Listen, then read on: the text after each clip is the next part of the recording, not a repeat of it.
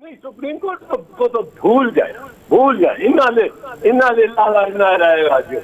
अब कोई तवक्को ना रखे, कोई तवक्को इंसाफ की ना रखे, कोई कानून की हकमियत की तवक्को ना रखे, कोई आइन की हकमियत की तवक्को ना रखे। भूल जाए वो सब, और जज खुद कर रहे हैं और अपने आप पे कर रहे हैं। ये इनको नजर नहीं आ रहा कि इनके साथ भी यही होगा, अपने आप को कमजोर करेंगे। इन जजों के लिए हमने जाने अपनी कुर्बान करने की रिस्क ली। बच्चों का मैट्रिक की क्लास का अखाड़ा बन गया ये सुप्रीम। नहीं, एक चीज अब तो सामने आ गई सारी बात। अब हर कोई अपने अपने बेलिबास होके वो सामने एक दूसरे, कोई इसमें अब लगी लिपटी, कोई हिजाब नहीं रह गए। जिस तरह की ये सूरत हो गई, और ये सुप्रीम कोर्ट में काफी अर्से बाद इस तरह का हुआ है और बहुत जुल्म है। और ये जजेस खुद इस बारे के इसमें जिम्मेदार है। वो मैं आपको बता देता हूँ, जब जो अब होना है, चीफ जस्टिस अगर इस मामले को आगे लेके जाना चाहते हैं तो वो इम्कान है, ये इम्कान सोचा जा सकता है कि वो 15 जजेस, पूरे इतने जज हैं, उनका बेंच बना दें। अब वो 15 जजेस का बेंच अगर बनाएंगे फुल कोर्ट का, जो कि डिमांड कर रही है और गवर्नमेंट भी कर रही है और बहुत सारे हल्के भी कर रहे हैं, तो ये जज जो है, जो इस वक्त चीफ जस्टिस का मुखालिफ ग्रुप है, वो उन्होंने नहीं तस्लीम करना। उन्होंने कहना जी 5 में ये तो हम 8, ये तो गवर्नमेंट वाले 8 हो गए और हम 7 रह गए। उन्होंने कहना कि जी हम बैठते ही नहीं। उन्होंने इनकार कर देना बैठकर। अब वो बेंच नहीं बनेगा जब तक इनकी अक्सरियत पहले से नजर ना आ रही। अब मैं आपको बताऊं, अब जजेस की शनाख्त हो सकती है, कोई खुफिया नहीं है उसने अपना इरादा रखा, और उनकी शनाख्त हो सकती है, माथे पे मोहर लगी हुई है, ये नवाज शरीफ के साथ है, ये नवाज शरीफ के खिलाफ है। और ये तो प्राइम मिनिस्टर ने खुद कहा था कि ऐसे जज हैं जो हमारे खिलाफ है, उनके आगे हमारे केस ना लगाओ। अब ये नवाज शरीफ के खिलाफ, नवाज शरीफ के हक में ये इम्तियाज, खते इम्तियाज है जजेस। और आप बता सकते हैं 15 हुए तो नवाज शरीफ के खिलाफ फैसला आता है, 2 निकाल दें इजाजुल एहसन और नजफी साहब को, तो फैसला हो जाता है। ये जब 2 निकाल दिए तो वो फैसला हो जाता है नवाज शरीफ के खिलाफ, उसके हक में, उसके हक में। फिर अगर आप 2 वो भी निकाल दें जिन्होंने पहले से फैसला किया हुआ है, अतर मिनाला और आफरीदी, तो फिर वो फैसला नवाज शरीफ के खिलाफ हो जाए। अगर आप उनमें से वो 2 भी निकाल दें जिन्होंने पहले ही फैसला किया हुआ है, मंदो खेल और अमीनुद्दीन खान, मंसूर अली शाह, तो फिर फैसला नवाज शरीफ के खिलाफ हो जाता है।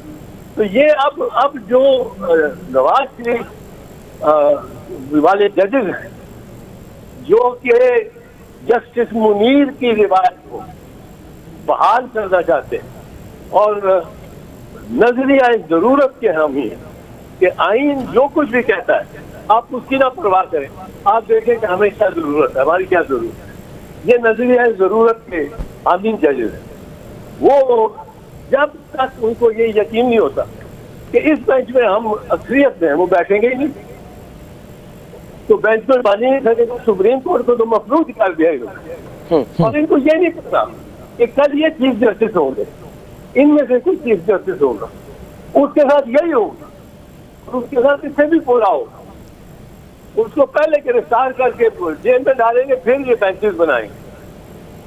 ये इनको नजर नहीं आ रहा कि इनके साथ भी यही होगा, अपने आप को कमजोर करेंगे, अपने अदारे के सरबराह को कमजोर करेंगे। तो कमजोर सिर्फ उमर और ताकतयार नहीं होगा, कमजोर वो सरबराह होगा जो आइन का, जो सुप्रीम कोर्ट का चीफ जस्टिस होगा, वो कमजोर होगा। उसमें उस सीट पे कोई भी बैठा हो। ये तो बहुत ज्यादती हो रही है, और ये जुल्म जो कर रहे हैं ये बराह रास्त अवाम पे होगा, क्योंकि जजेस को बिल आखिर इंसाफ तो आवाम को देना है। अच्छा एतराज साहब, ये भी फरमाइएगा, आपने जैसा कहा था कि लेजिस्लेशंस जो हो रही हैं, अमेंडमेंट की जा रही है, तरमीम की जा रही है 184(3) में, तो आपने कहा था कि जो सुमोटो लिया जा चुका है उस पर इसका असर नहीं होगा, मगर हमने देखा कि 3 जो खुसूसी जजेस का बेंच है उन्होंने फैसला किया है और कहा है कि रूल्स जो आर्टिकल 184(3) के तमाम केसेस हैं उन्हें मुलतवी कर दिया जाए जब तक ये अमेंडमेंट जो है ये फाइनल नहीं हो जाती। ये देखिए, ये एक बेंच नहीं कर सकता, ये एक बेंच किस, मैं अगर सुप्रीम कोर्ट का जज हूँ इस वक्त और मेरे सामने 184(d) का लगा हुआ है, 3 का केस लगा हुआ है कोई, ठीक है, तो ये मेरी मर्जी है, मैं उसको सुनूं ना सुनूं। मेरे से किस तरह काजी फैजी और अमीनुद्दीन खान छीन सकते हैं ये हक? वो खुद इस हक के लिए लड़ रहे हैं बज़ाहिर, वो कहते हैं ये हक होना चाहिए सुप्रीम कोर्ट के जजेस को, फिर चीफ जस्टिस को नहीं होना चाहिए। तो अब वो डिक्टेशन देना चाहते हैं, अपनी तरफ से वो डिक्टेट करना चाहते हैं कि हम जो कहें तो वो हमारी मर्जी का बेंच बने और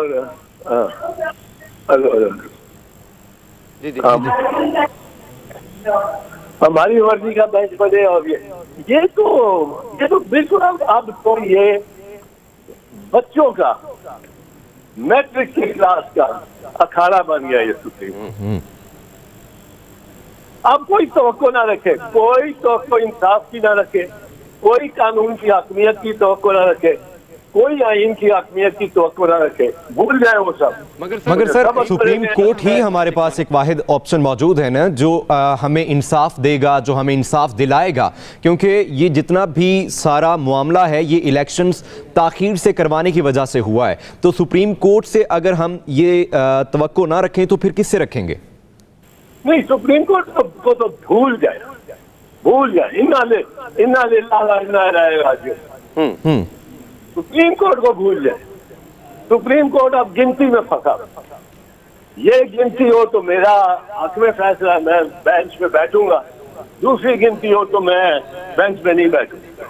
हालांकि इन्होंने इनके 12 जजेस के बेंच का फैसला, 12 जजेस मोहम्मद अकरम शेख के केस 1979 में वो रिपोर्टेड पब्लिश जजमेंट कि जी ये बेंच बनाना स्वाबदीद है चीफ जस्टिस, स्वाबदीद है। अब वो कानून आपका अभी भी वाज़ेह है और वो नाफिज है और वो इस केस में को गवर्न करता है, लेकिन आप हर केस में अपना एक नया केस बना लेते हैं। एक दिन कहते हैं कि हिफ्ज़ कुरान के नंबर जो पब्लिक सर्विस हाफिज को देने हैं, वो उस केस में जो केस वो सुन रहे हैं, तो 2 जज ये किस तरह रेफरेंस कर सकते हैं चीफ जस्टिस को कि चीफ जस्टिस वो इसमें सुओ मोटो ने इस केस में इसके लिए ये इलेक्शन के केस, वो पब्लिक सर्विस कमीशन का केस है, इसमें ये इलेक्शन का मामला किस तरह आ सकता है? अब एक केस में बैठे हैं, सुन रहे हैं उसकी, और अब एक और केस में, और उसमें ले आते हैं ये कि जी सुओ मोटो कोई नहीं बैठेगा, काजी साहब ऑर्डर कर रहे थे कोई नहीं बैठेगा सुओ मोटो 184(3) पे सब खत्म कर दे। अब वो दूसरे बेंचेस में दूसरे जजों के सामने लगे हुए कि वो ये कितना खत्म कर सकते हैं। मेरे सामने लगा, मैं सुप्रीम कोर्ट का जज हूँ, मैं कहता हूँ ये आप अपनी राय अपने तक रखें। आप कहते हैं नहीं सुनना चाहिए 184(3) का केस, मैं कहता हूँ सुनना चाहिए, हमारा इख्तियार है। तो ये कहाँ पहुंच गए हैं? यूथों में दाल बट रही है, बहुत डिसअपॉइंटिंग है, बहुत ज्यादा। ये इतना ज्यादा इससे दुख होता है। इन जजों के लिए हमने जाने अपनी कुर्बान करने की रिस्क ली। हर पुलिस के दस्ते के सामने हम खड़े होते थे, हर पुलिस की दीवार के बीच में से हम निकल रहे होते थे, डंडे खा रहे होते थे, टीयर गैस खा रहे होते थे, रबर बुलेट्स हम पे चल रही होती थी, और 2 साल हम इनके लिए सड़कों पे ही रहे, सड़कों पे ही रहे, बच्चों का ख्याल नहीं किया। हमने ये सारे बुकरा, मैं बड़ा खुश हूँ कल जो बुकरा की कन्वेंशन हुई है, जी शुक्र है बुकरा गए, और आबिद जुबैरी और अपने लाहौर हाई कोर्ट बार के प्रेसिडेंट जो है उनसे अब तवक्कुआत कौम लगा बैठी, और ये आके निकले, और निकले हुए सब जो, और खासकर जो उन जजेस को जो उस पे चल रहे हैं, जो रिवायत है चीफ जस्टिस मुनीर की, जो रिवायत है नजरिया जरूरत की, बजाय उन जजेस के पीछे चलने के जो रिवायत है कॉर्नेलियस, जो रिवायत है कि हम नजरिया जरूरत को नहीं मानते, आइन को मानते। आइन से गुरेज करने का सबसे आसान तरीका है ये जो जस्टिस मुनीर ने कहा, उसने कहा कि ठीक है आइन ये कहता है, आइन बिल्कुल ये कहता है, मैं मानता हूँ ये कहता है कि मार्शल लॉ नहीं लग सकता, पर अब जरूरत है, हम क्या करें, जरूरत है, अब जरूरत कौन डिफाइन करेगा? ये जो जज खड़े हैं इस वक्त, Umar Ata Bandial chief justice of Pakistan के साथ, ये खड़े हैं उस मौके पे जो कॉर्नेलियस का मौका है, जो उमर अता बंदयाल का आज मौका, ये तारीख में पहचाने और जाएंगे, इनकी लोग तारीफ करेंगे, इनके लोग अदब करेंगे, इनका नाम रहेगा रही दुनिया का, और दूसरों का भी रहेगा रही दुनिया का, पर उनका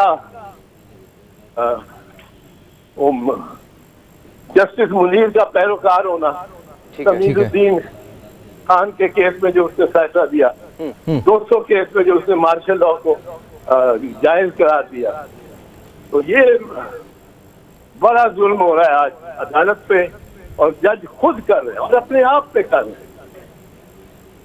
अच्छा एतजाज साहब, 254 जो आर्टिकल है उसका हवाला दिया गया कि इंतखाबात मुलतवी करके आर्टिकल 254 के पीछे बना ली गई है इलेक्शन कमीशन की जानिब से। सर 105 के तहत गवर्नर पहले डेट देगा, 108 और 109 के तहत इलेक्शन कमीशन ही साफ और शफाफ इंतखाबात 90 रोज़ के अंदर करवाने का पाबंद है। जब ये शिकें क्लियर हैं तो फिर अभी मुलतवी किए गए डेट्स दे दी गई दोबारा से, क्या देख रहे हैं जो डेट दी गई है उस डेट पे इलेक्शन हो पाएंगे? 30 अप्रैल आपका मतलब है? आपका मतलब 30 अप्रैल से है कि कोई और डेट से है? जो आगे अक्टूबर की डेट दी गई है इलेक्शन कमीशन की जानिब से, वो अक्टूबर की डेट तो बिल्कुल ही फजूल और बिल्कुल ही इलीगल है। वो मैं आपको बताऊं कि 254 है, 254 ये कहता है कि अगर कोई ऐसा अमल जो आइन के तहत मिसाल के तौर पर जी 6 महीने में करना था, वो 6 महीने के बाद में नहीं, पर 6 महीने और 20 दिन में हुआ, हो गया, पर म्याद से आगे, थोड़ा सा म्याद से आगे गुजर, तो उसको, उस तजावज को, म्याद की तजावज अदालत दरगुजर कर सकती, दरगुजर, चलो इसको हो तो ज्यादा काम। अब इस तरह जिस तरह ये अगर इलेक्शन हो जाए और ये अप्रैल की 2 तारीख को जब म्याद खत्म होनी है उसकी बजाय अप्रैल की 30 तारीख को हो जाए तो अदालत। जी ठीक है, बहुत शुक्रिया। सीनियर कानूनदान एतजाज एहसन हमारे साथ मौजूद थे। खालिद